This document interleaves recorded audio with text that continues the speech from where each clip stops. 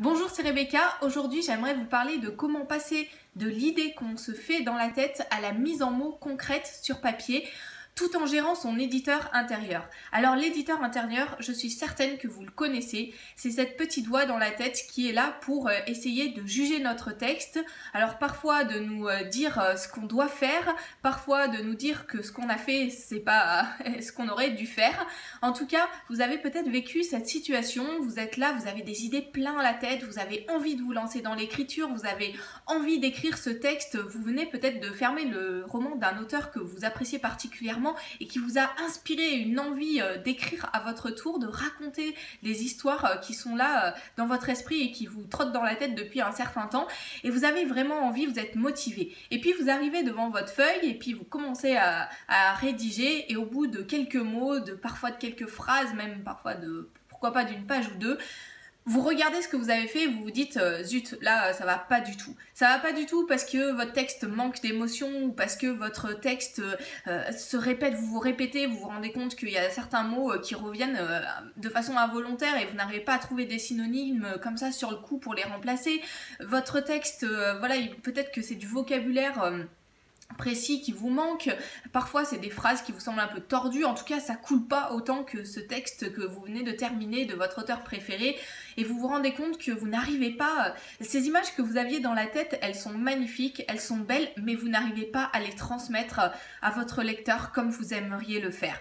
Et l'éditeur intérieur, c'est cette petite voix qui vous dit « Ah là, ce que tu viens de faire, eh bien c'est nul, ça ne va pas, tu n'arriveras jamais à avancer, tu n'arriveras jamais à écrire comme tu rêverais de le faire et à devenir un auteur célèbre, pourquoi pas, ou en tout cas à terminer ce brouillon que tu as commencé, tu vois, ce que tu fais, voilà, c'est vraiment nul, c'est bon à jeter, à mettre de côté, et tu peux faire autre chose. » Cette petite voix dans la tête, je suis certaine que vous la connaissez, elle est plus ou moins présente chez certains, mais en tout cas on l'entend tous, et moi aussi c'est mon cas. Il y a souvent, j'ai des images magnifiques dans la tête, et puis je me rends compte que quand je commence à écrire, eh bien j'arrive pas à écrire aussi bien que ce que j'aimerais pour transmettre toutes ces émotions, toutes ces images qui sont dans ma tête, et ça m'est arrivé de nombreuses fois, et même encore aujourd'hui, chaque fois que je commence à écrire un article pour le blog, ou que je commence à réfléchir à un prochain chapitre pour mon roman, même quand je le corrige parfois, j'ai cette petite voix qui arrive et qui me dit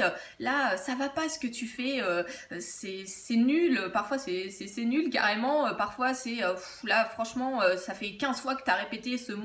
Dans mon dernier roman d'ailleurs, c'était le mot que j'ai répété constamment, c'était mais, j'avais mais à toutes les 2 pages, et j'avais beau savoir quels étaient les synonymes par lesquels je pouvais le remplacer, j'arrivais pas, ça venait naturellement, c'était mais, voilà.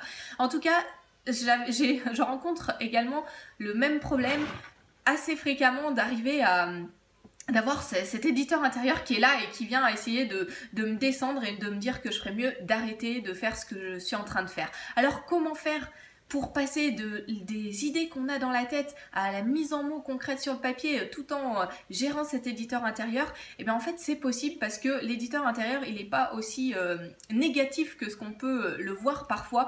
Il peut être là également pour nous aider, pour nous pousser en avant et nous permettre d'aller plus loin, d'améliorer notre style et de devenir meilleur. Le tout c'est de savoir l'utiliser au bon moment. Je pense que le gros problème c'est que c'est pas tant d'avoir cet éditeur intérieur qui est là dans notre tête et qui vient nous perturber, c'est d'arriver à voir à quel moment est-ce qu'il faut l'écouter et à quel moment il faut le laisser de côté et lui dire de se taire complètement. En fait, je pense que souvent quand on débute dans l'écriture, on a tendance à confondre les différentes phases et de vouloir tout faire en même temps.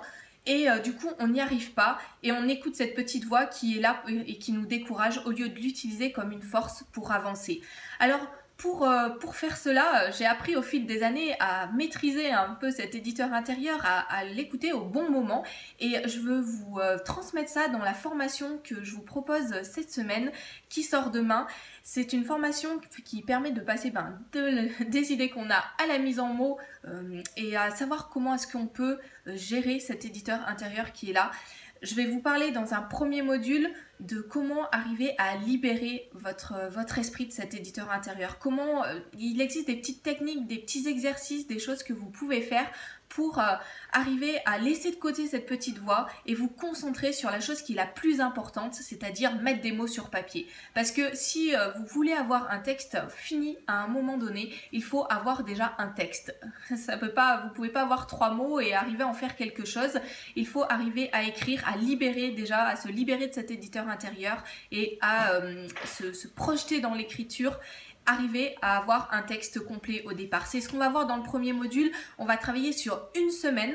Une semaine, je vais vous donner différents exercices. Vous aurez une fiche exercice en plus de la fiche action qui va vous permettre de piocher des différents exercices à faire dans cette semaine, à comprendre directement quel est votre problème principal par rapport à la chose qui vous bloque en fait quand vous essayez d'écrire et vous permettre de vous libérer de ça, d'aller plus loin et d'avoir des mots sur le papier. C'est ce qu'on va voir lors du premier module.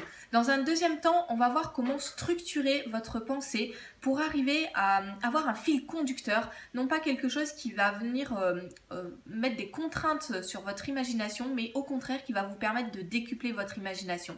Parce que je suis persuadée que pour arriver à bien gérer cet éditeur intérieur, pour arriver à bien mettre sur papier les mots qu'on a dans la tête, il faut trouver un équilibre entre l'imagination spontanée et le fait de structurer sa pensée. Si on veut transmettre quelque chose de qualité au lecteur, il faut arriver à un moment à poser un plan, même si c'est un plan qui est très peu détaillé au départ, qui est simplement une ligne conductrice. Je vais vous montrer comment faire dans le deuxième module. Vous aurez en main des clés pour écrire chaque scène de votre roman, comment faire pour les penser et ensuite avoir ce fil conducteur pour les écrire chacune.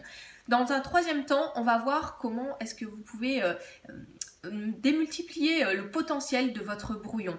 Ce brouillon qui au départ n'est peut-être pas très bon mais que vous avez réussi à écrire en trouvant justement cet équilibre entre structure et liberté d'expression qu'on va voir dans les 2 premiers modules. Ce brouillon, comment arriver à le transformer en quelque chose qui vous satisfasse vous et qui puisse aussi captiver votre lecteur. Alors on va voir 4 techniques dans ce troisième module pour justement arriver à sublimer votre texte et en faire quelque chose de qualité. Vous allez voir, c'est pas si compliqué que ça, il suffit d'avoir des petites techniques simples. Alors, 3 modules. La formation est encore à prix préférentiel jusqu'à est encore à prix préférentiel. N'hésitez pas à cliquer sur le lien qui s'affiche dans la description pour aller voir à quel prix elle se trouve parce que le prix augmente tous les jours. C'est une formation qui est sous forme audio avec donc 3 modules et puis 2 fiches actions, une fiche exercice et une fiche qui reprend les points clés de la formation et les actions à mettre en place aussi pour arriver à progresser. Alors un petit truc que je voulais vous laisser avant de terminer cette vidéo pour vous aider déjà à passer de l'idée que vous avez peut-être d'une scène que vous avez envie d'écrire aujourd'hui à la mise en mots. Comment est-ce que vous pouvez faire pour que ce soit plus facile? Eh bien, je vous conseille vraiment d'utiliser des images. C'est quelque chose que je fais très régulièrement et chaque fois que je m'appuie sur des images, des schémas, des croquis, des choses beaucoup plus concrètes, ça devient plus facile d'écrire. Pourquoi? Parce que quand on a des pensées dans la tête, c'est quelque chose de vague, d'encore un peu flou et d'utiliser des mots qui ont des significations précises pour transmettre des idées qui sont encore imprécises parce que voilà, c'est pas comme si on avait un film devant les yeux, voilà, on n'arrive pas à voir les choses de façon très nette. Et bien c'est pour ça que c'est difficile de le faire.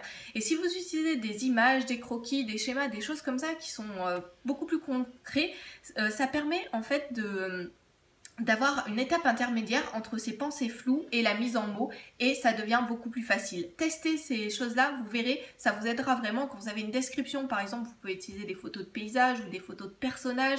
Vous pouvez aussi faire des petits schémas de votre scène pour savoir ce que vous voulez raconter, où sont placés les personnages. Ça vous aidera vraiment à passer de la mise en mots à passer des idées que vous avez dans la tête à la mise en mots.